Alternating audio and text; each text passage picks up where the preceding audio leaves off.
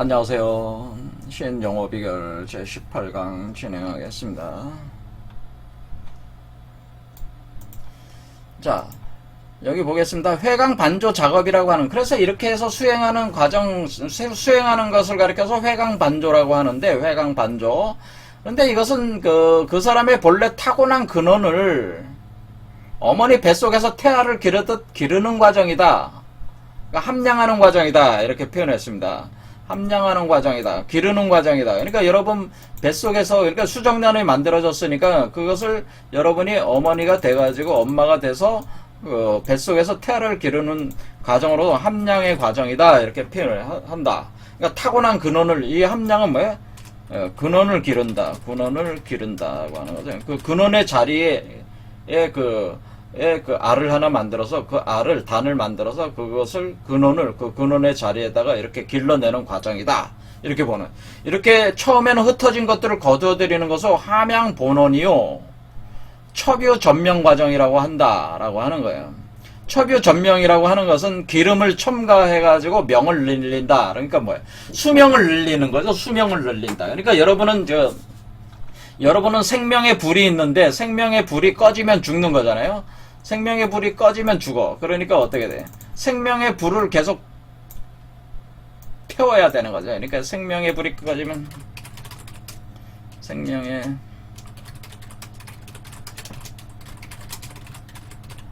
그러니까 생명의 불을 계속 태워야 돼. 일단은. 왜? 그러니까 오래 살아야 된다는. 그러면 오래 사는 건 뭐예요? 장생하는 거죠. 장생하는 작업을 하게 된다는, 장생하는 작업. 그러니까 이게 뭐냐면은 계속 장생하려면 뭐야? 생명의 불을 계속 키우려면 뭐를 해야 되면 기름을 생성해서 어떻게 되는 거야? 생명의 불을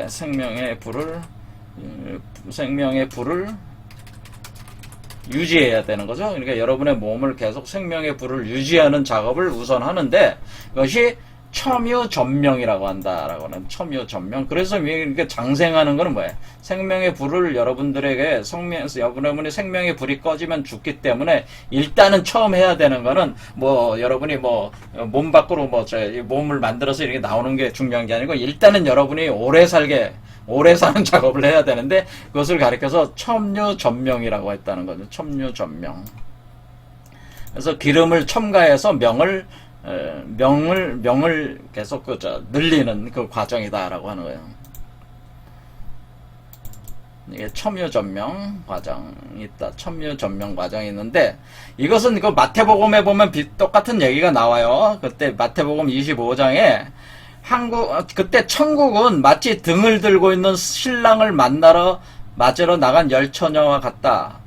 그중 5 미련하고 5 슬기 있는 자다. 처녀가 10이 있다고 그랬죠. 10이라는 숫자가 나왔죠. 자, 그래서 5. 근데 미련한 자들은 등을 가지되 기름을 가지지 아니하고, 그 슬기 있는 자들은 그릇에 기름을 담아 등과 함께 가져갔더니, 신랑이 더디옴으로 다 졸며 잘세. 밤중에 소리가 나되 보라, 신랑이로다 맞으러 나오라 하매 10처녀가 다 등을 가지고 나왔어요. 그런데 미련한 처녀들은 뭐예요? 기름을 안 가져왔으니까 뭐예요? 불이 꺼졌잖아요. 그 다음에 슬기 있는 처녀는 기름을 준비를 했어요. 꺼지지 않았어요. 그렇죠? 기름을 나눠달라 하니까, 나도 부족한데 어떻게 나눠주냐 해서 못 나눠줬어요. 그러니까 기름을 가지러 갔어요. 이 사람들이. 그러니까 간 사이에 신랑이 오므로 준비했던 자들은 함께 혼인잔치에 들어가고 문은 닫힌지라 구에 남은 처녀들이 와서 이르되 주여 우리에게 열어주소서. 대답하여 이르되 진실로 너에게 이르노니 내가 너희를 알지 못하노라 하였느니라. 그러니까 그런즉 깨어있으라. 너희는 그날과 그때를 알지 못하느니라. 이 표현은 뭐냐면은, 결국 이게 지금 우리 몸에 이제는 우리 몸에 생명의 불이 꺼지면은, 이게 아무리 우리 몸에 생명의 불이 꺼지면은 요거를 태어나게 하고 싶어도 태어나게 할 수가 없는 거죠. 그러니까 일단은 여러분이 수명을 늘려야 된단 말이에요. 그럼 여러분이 등이 있단 말이에요. 여기 등을 들고 있다고 하는 건 여러분의 생명의 등불을 여러분이 가지고 있는 일종의 신부가 되는 거죠. 이 신부가 되는데, 그런데 이렇게 신인 합의를 해가지고 이렇게 하려고 할 때에 이렇게 하는 과정에서 뭐예요? 여러분 몸 안에서 기름을 생성해가지고 수명을 계속 늘리는 과정을 진행을 해야 되는데, 그런 기름을 생성하는 과정을 해야 되는데 그 수행을 없는 사람, 그것이 없는 사람들은 뭐예요? 이렇게 들어와서 작용을 할 때 더 이상 생명의 불이 더 이상 연장되지 않고 죽는 거죠. 그러면 이게 아무 의미가 없다는 얘기죠. 그런데 기름이 있는 사람은 뭐예요? 계속 수행하고 있는 사람이에요. 계속 수행하고 있는 사람은 뭐예요? 신인 합의를 계속 할 수 있다고 하는 그런 뜻이죠. 그렇죠? 그래서 결혼의 과정을 계속 할 수 있다는 이런 뜻입니다. 그러니까 이런 마태복음 25장이 이런 상징성을 가지고 있는데, 여기도 똑같은 이게 바로 첨유 전명 과정이다, 이런 거예요. 이게 바로 첨유 전명이라고 하는 겁니다. 첨유, 이거 한자 여기 함양이 아니라 첨유죠. 첨유. 첨자 이렇게 바꿔. 요게 첨자. 첨유 전명. 기름을 첨가해서 명을 늘린다는 거예요. 명을 계속, 그 수명을 계속 접해 나간다는 건 뭐예요? 그러니까 이 기름, 여러분의 생명의 불을 계속 태워가지고, 그러니까 여러분이 일단은 뭐를 해야 된다. 이게 그 장생하는 작업을 해야 된다고 하나, 장생. 그래서 여러분이 계속 이렇게 하게 되면은 몸에다가 불을 넣어가지고, 우리가 기름이라고 하는 게 뭡니까? 물과 불이 같이 있는 게 기름이잖아요. 이 기름이라고 하는 것은, 기름은 불을 품고 있는 물이잖아요. 그렇죠? 알코올 같은 거, 석유, 뭐 이런 거 다 뭐야? 그 다음에 우리가 마시는 술 같은 것도 기름을, 불을 품고 있는 물, 이런 상태잖아요. 그럼 우리가 독한 술을 갖다 이렇게 쫙 하고 불 붙이면 확 타오르잖아요. 그와 같이 그런 요소들이 여러분 몸 안에서 생성시키는 거죠. 이게 일단은 여러분이 두 눈을 가지고 이렇게 몸 안에서 이렇게 해서 주천하고 하는 과정 자체가 이렇게 기름을 생성하는 과정이라는. 그래서 이 기름을 생성을 해서 계속 생명의 불이 이렇게 타오르는 상태로 있어야지 그 뒤에 요 작업들이 이제는 계속 진행이 된다, 그런 얘기입니다. 자, 그러니까 여기서 얘기하는 요 부분에서 얘기해서는 이 회광반조 작업이라고 하는 것은 결국에는 우리 몸 안에서 그 우주의 근원 자리에서 태아를 이렇게 기르듯 하는 과정으로서의 함양본원이요. 그걸 함양본원이라고 하는 것이요. 그 다음에 그 함양본원을 계속 하는 것은 하는 요 과정 자체는 또한 첨유전명이다라고 하는, 첨유전명. 그것은 여러분의 그 생명의 등불을 계속 연장하기 위해서는 여러분 몸 안에 기름을 생성하는 그 과정으로서의 계속 기름을 갖다가 계속 추가를 한다는 거죠. 그러면 기름을 생성해야지 추가하는 거예요. 그것은 뭐예요? 물과 불이 합해야지 기름이 생성이 되는데, 그것은 감리교구 과정이죠. 사실은 감리교구를 계속 하게 되면은 이 기름이 계속 생성돼 나온다는 뜻입니다. 그러면은 이 작업을 한 사람이 우리가 마태복음으로 볼 때는 그 기름을 준비한 처녀들에 해당되는 것이고, 그리고 만약 이 작업을 안 하고 있는 사람은 뭐야? 기름을 준비하지 않은 처녀가 되는 거니까, 정말 신랑과 결혼을 해야 될 때, 하늘은 신랑이 되고 사람은 신부가 돼서 음양이 하나로 완전히 합해질 때에 어떻게 되는 거예요? 이 과정이 없으면은 뭐예요? 그 결혼 자체가 불가능한데, 그는 얼마나 있어 죽어버리니까. 그렇죠. 그러니까 살아있을 때 계속 해야 되니까 계속 장생하는 작업으로서의 수명을 계속 연장하는 작업을 해야 된다. 그러니까 이 수행을 계속 하고 있어야 된다고 하는 거죠. 준비가 있어야 된다, 그런 얘기죠. 그 다음에 그 사람의 본래 타고난 근원을 어머니 뱃속에서 태아를 기르하는 과정, 함양본원인 모든 마음의 단전을 의미하는 귀의 혈, 구멍에서 겨울잠 자듯이 웅크려 감춰져 있게 하는 일이다라고 하는 거예요, 요게. 그런데 이게 뭐냐면은, 근데 여기서 뒤에 나오는 얘기들은 뭐냐면은, 우리가 여기서 얘기하는 그 워몰이라고 하는 것은, 워몰은 여러분이 워몰이 어떤 위치가 있는 것인가요?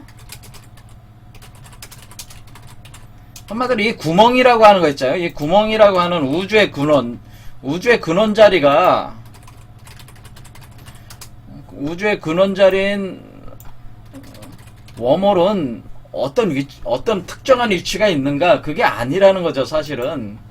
여기서 얘기하는 게 그겁니다. 그러니까 우리가 이 우주의 구멍이라고 하는 것은 우리가 현재 인간으로 볼 때 어느 곳이든 나타날 수 있는 자리인데, 특히 나타나는 자리가 7개 차크라기 때문에 이것을 우리가 구멍이라고 위치를 얘기할 수가 있는 것이지, 사실은 어떤 시공간적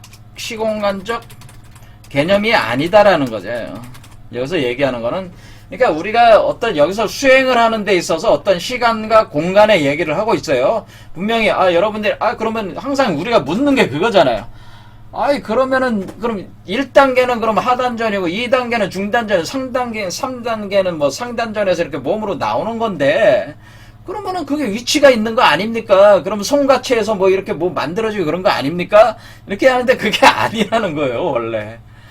여기서 얘기하는 건 뭐예요? 차원이 다른 우주, 차원이 다르다고. 그러니까 지금 우리가 얘기했지, 물질적 피지컬 세계와 아스트랄계와 코잘계로 설명을 해왔잖아요.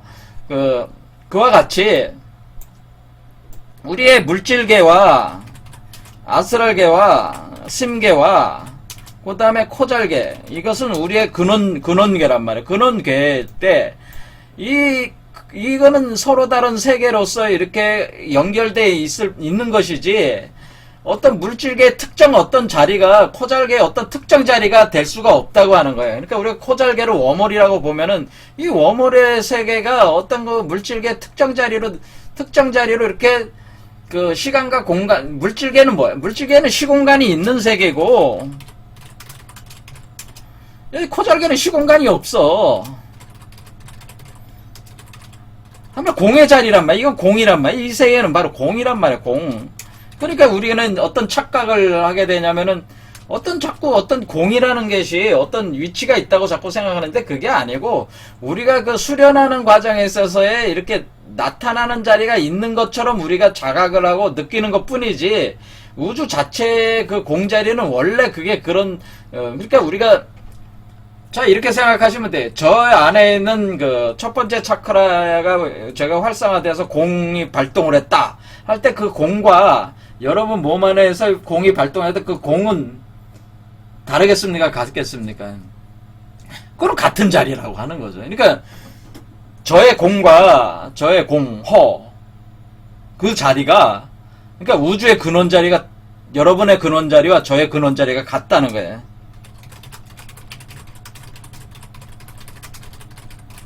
그러면은 모든 사람의 근원 자리는 같고,